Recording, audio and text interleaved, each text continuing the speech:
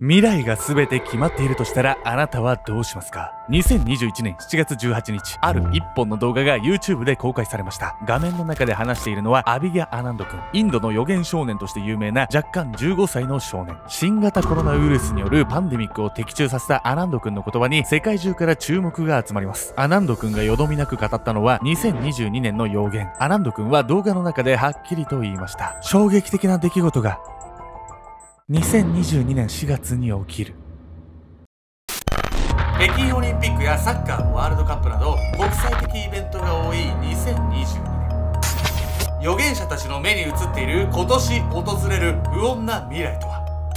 彼らが語る未来は私たちへの忠告かもしれません。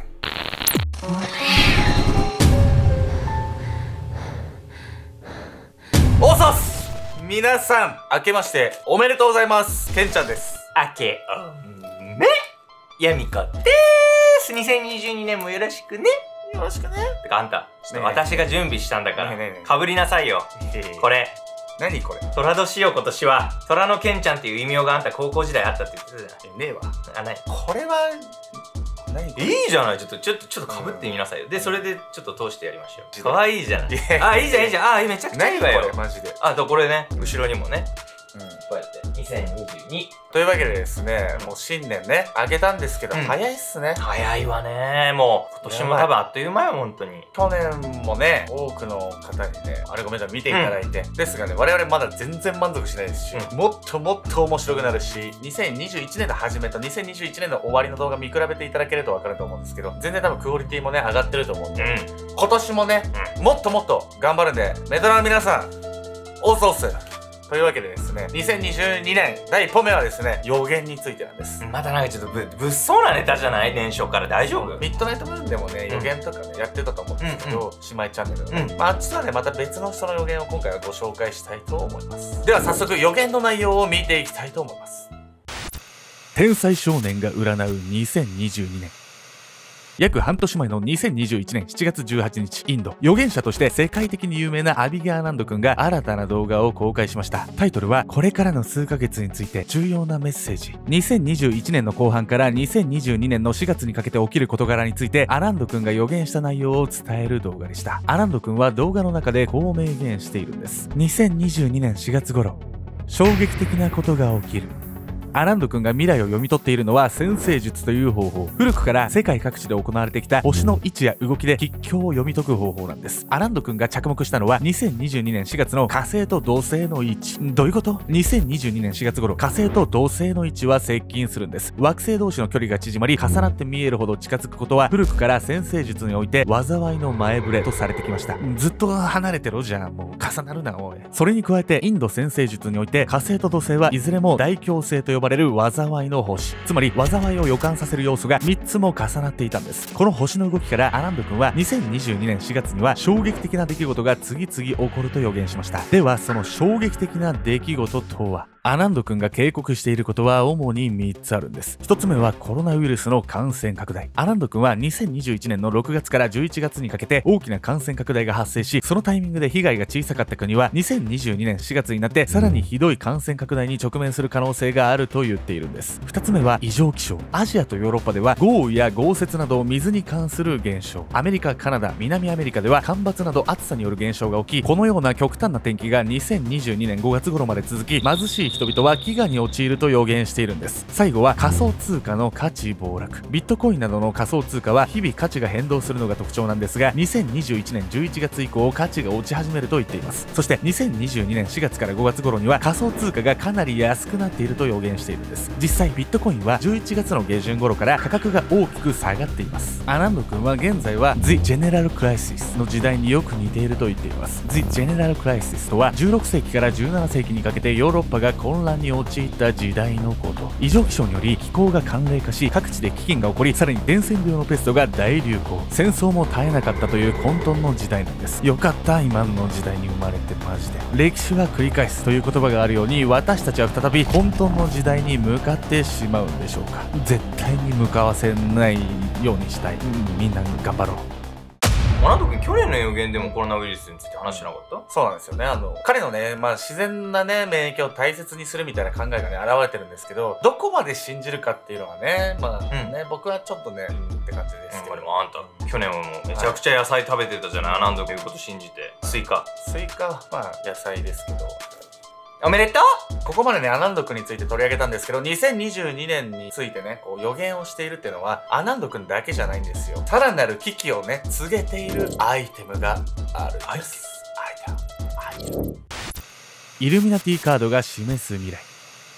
メトラの皆さんはイルミナティカードを知っていますか？去年の動画でも紹介した予言で有名なカードゲームで、カードに描かれたイラストや説明が 9.11 をはじめ様々な大事件を予言しているとたびたび話題を呼んでいるんです。その中には2022年を暗示していると言われているカードも存在します。注目すべきはバンクマージャーというカード。日本語で銀行合併という意味のこのカードには、小さな魚がより大きな魚に飲み込まれていく様子が描かれているんです。そしてそれぞれの魚の体に描かれているのは各国の通貨のマーク。小さい方から順にアメリカセント、アメリカドル、イギリスポンド、日本円です。これらの魚は最終的に巨大な魚の口の中に吸い込まれていくんですが、巨大な魚の体は枠外のため、それが何を示しているのかは分かりません。しかし一つだけヒントとなる情報があるんです。巨大な魚の目なんです。他の魚の目は丸いのに対し、巨大な魚の目だけは三角形に描かれているんです。この三角形の中に目玉が描かれているという構図を見たことはありませんか？三角形に目といえば、イルミナティカードを作ったイルミナティとも関わりが深いと言われているフリーメイソンのシンボルマークなんです。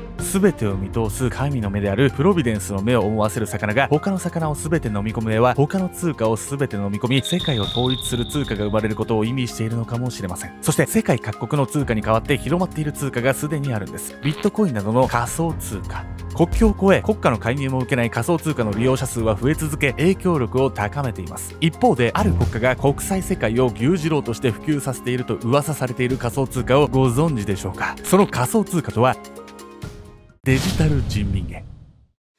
中国は2月に行われる北京オリンピックに合わせデジタル人民元の普及準備を強力に進めているんです。2021年9月には中国の中央銀行である中国人民銀行がビットコインをはじめとする仮想通貨の取り扱いを全面禁止にすると発表。中国に住む人がネットを使って国外の取引所を利用することも禁じ、デジタル人民元普及のための布石を打っているんです。今のところ中国国内の利用を想定しているデジタル人民元なんですが、水面下では国外の利用拡大も狙っていると多くの専門家たちが予測しています。つまり現在の国際通貨であるアメリカドルに代わってデジタル人民元を経済活動のベースとし、中国が国際社会に対し力を持つつもりではないかと心配されているんです。もしこれが本当であれば、アメリカと中国の対立は強まり、2022年には新冷戦構造ともいえる状況になるんです。当然日本も影響を受けることになります。他にも中国に関係すると言われているカードがあるんです。ローグブーマーというカードには赤い勲章をつけた軍人らしき人物とミサイルを発射する潜水艦が描かれているんです。このカードは中国が保有する原子力潜水艦のことだと囁かれています。2021年9月15日、アメリカとイギリスは自国の原子力潜水艦の技術をオーストラリアに共有するという軍事同盟を結びました。このオーカサスと名付けられた軍事同盟の結成理由について、イギリスのボリス・ジョンソン首相、アメリカのジョー・バイデン大統領は明言していません。しかし多くの有識者たちは勢力を増す中国の軍事力に対応することが目的だと見込んでいるんです。実際に2021年12月には中国の潜水艦とみられる艦船が台湾海峡に出現。中国が軍備を強化し台湾への圧力を強めている現在の状況を見て、各国は一層警戒心を強めているんです。この中国の軍事力強化の動きをロシアのプーチン大統領は擁護しているんですが、ロシアは隣国ウクライナとの国境付近に軍を配備しており、ウクライナへの侵攻が懸念されているんです。つまり中国とロシアがそれぞれ隣国に攻め入る準備をしており、実行に移される可能性が高まっているんです。そんな一触即発の状態で迎えた2022年、最悪の場合を予言しているのではないかと言われているカードがあるんです。そのカードはワールドウォー3、つまり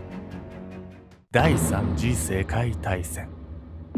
もしそうなった場合、両国と領土問題を抱えている日本は他人事とは言えないんです。実際、昨年11月には中国軍とロシア軍の爆撃機が日本周辺の上空を共同飛行したことがあったんです。出てって。私たちの平和を脅かす足音は確実に近づいているんです。ダメ絶対、本当に戦争だけは。何があっても。予言のね、世界ではですね、予言が広まれば広まるほど、予言が外れるってね、言われてるんです。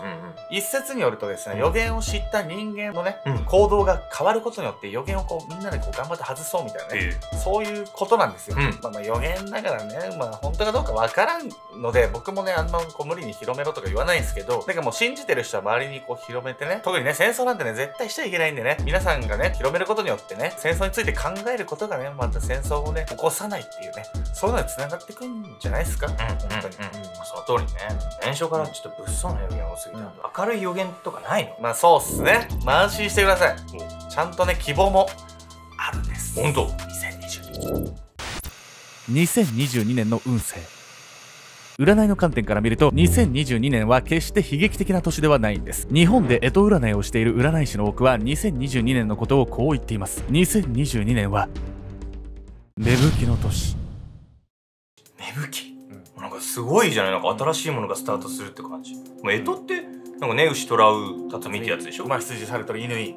日本では干支といえばね、十二支なんですよ。でもね、実は干支っていうのは本当はもっともっと細かく分かれてるんです。5兆個ぐらいあるんです。嘘なんですけれども。というわけで本日のメトラキーワード、中国から伝わった60年周期で繰り返す暦のこと。日本で有名なね、牛、虎、う、たつ、みなどの十二支と木の絵、木のと、木の絵、木のとなどという実感を掛け合わせて使うんです。実感は古代中国で数字の役割を果たしていた漢字のこと。木の絵、木のとってなんか鬼滅の刃で階級名かなんかに使われてなかったよ。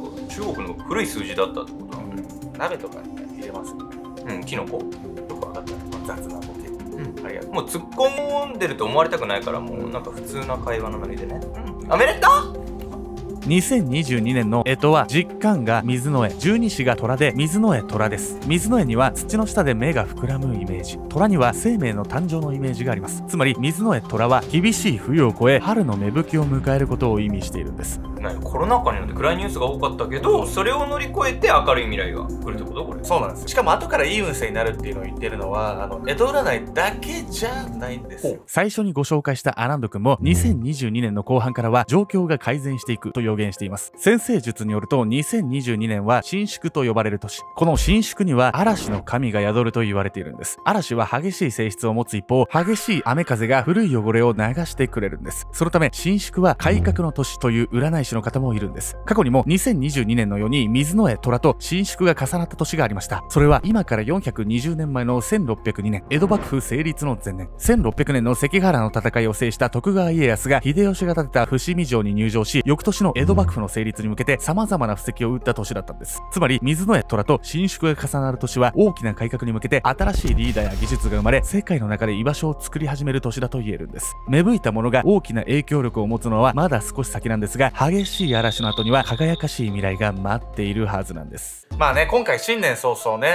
怖い話もしちゃったんですけど、まあ別に僕らがね、怖い話をね、こうみんなに広めたいとかそういうことじゃないんですけど、僕思うんですけど一番大事なのは自分の頭でちゃんと考えることなんですよ。僕らが言ってることを全部信じちゃダメ。立場が偉そうな人とか、なんかすごそうな人が言ってること全部信じるとかダメなんですよ。みんながそれぞれね、自分で情報をどこから得ようか、その情報をどう解釈しようかみたいなね、そんなことを考えてもらえるとね、いいかなと思いますよ、この動画。まあアルゴメトリーの動画もね、その情報の一つとして見てもらえればと。で、私とこのトラちゃんを見に来てくれればとトラちゃんじゃね思います。ケンちゃんだわ。